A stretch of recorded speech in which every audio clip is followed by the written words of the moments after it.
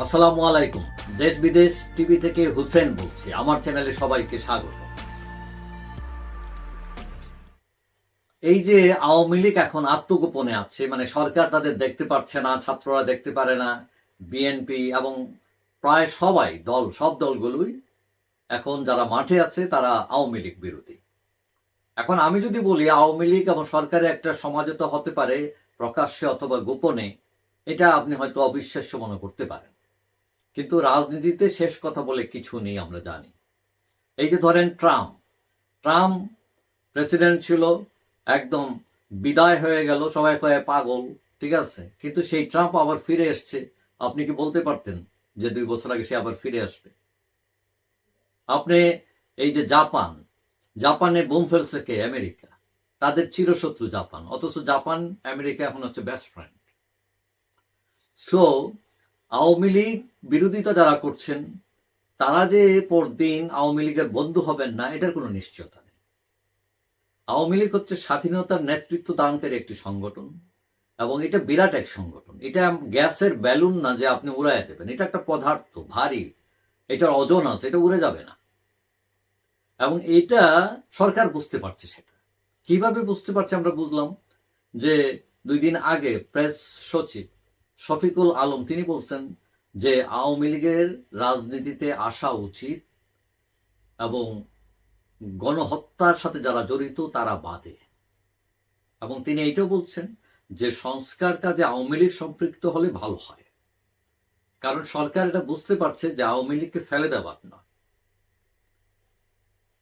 এখন এটা ছাড়াও যে সামনে যে নির্বাচন আসবে, আওয়ামী লীগ ছাড়া যদি নির্বাচন হয় সেই নির্বাচন গ্রহণযোগ্য নাও হতে পারে। আওয়ামী লীগ যে স্টাইলে নির্বাচন করেছিল বিএনপি ছাড়া, এবং সেই নির্বাচন গ্রহণযোগ্য হয় নাই, একই কায়দায় সেটাও হইতে পারে। তো সরকার এই পরিস্থিতিতে যেতে চায় না বলেই তারা বলছে যে না, আওয়ামী লীগকে থাকাটা দরকার। কিন্তু তারা আবার একটা শর্ত দিয়ে দিচ্ছে, সেটা হলো গণহত্যার সাথে জড়িত বা দুর্নীতিবাজ এরা থাকতে পারবে না। এখন এই অবস্থায় একটা সমঝোতা হতে পারে, এটা গোপনে হতে পারে, প্রকাশ্য হতে পারে সরকারের সাথে।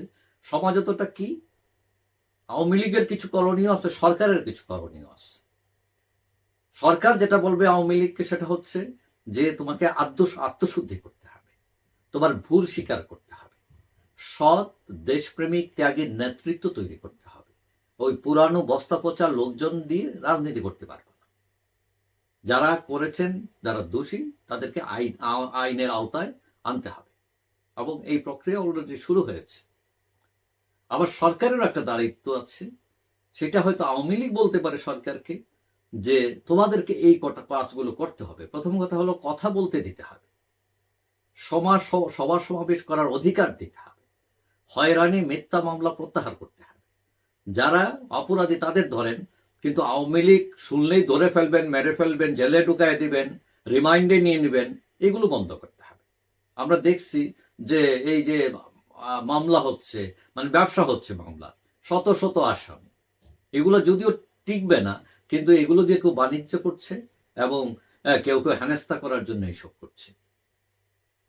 তো এখন আরেকটা কথা, যে সরকারকে এটাও করতে হবে যে নির্বাচনে আওয়ামী লীগ যাতে অংশগ্রহণ করতে পারে সেই পথকে ক্লিয়ার করতে হবে, এটাও সরকারের দায়িত্ব। এখন এইটা সবার বুঝতে হবে যে রাজনীতিতে ভুল ভ্রান্তি থাকে, কেউ ফেরেস্তা নন, এবং সকল দলে, বিশেষ করে যারা ক্ষমতায় ছিলেন, তাদের পাপের একটা লিস্ট আছে, কি কি পাপ করেছিলেন তারা, এটা জাতি জানে। তো শুধু আওয়ামী লীগ অবশ্যই অনেক দোষ করেছে গত 15 বছরে, এবং তাদেরও সংস্কার হওয়া দরকার। পাশাপাশি অন্য যে দলগুলো আছে তাদেরও সংস্কার দরকার, কারণ সেখানেও গণতন্ত্রের চর্চা নেই, সেখানেও এক নায়ক আছেন। এবং সরকারকে একচুকা নীতি পরিহার করতে হবে।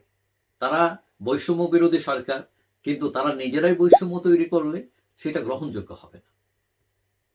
তবে অনেকেই মনে করেন যে এই যে আওয়ামী লীগ এবং সরকারের সমঝোতা এখন না হলো, সমঝোতার দিকে যাচ্ছে, এবং কিছুদিন পর হয়তো তাদের একটা আন্ডারস্ট্যান্ডিং হবে, এবং কিছু লোক হয়তো দাঁড়াবে এবং আওয়ামী লীগ মাঠে নামবে, তবে সবাই নয়। যাই যাই হোক, সবাই ভালো থাকবেন। আশা করি দেখা হবে অন্য কোনো ভিডিওতে ইনশাআল্লাহ। আল্লাহ হাফিজ।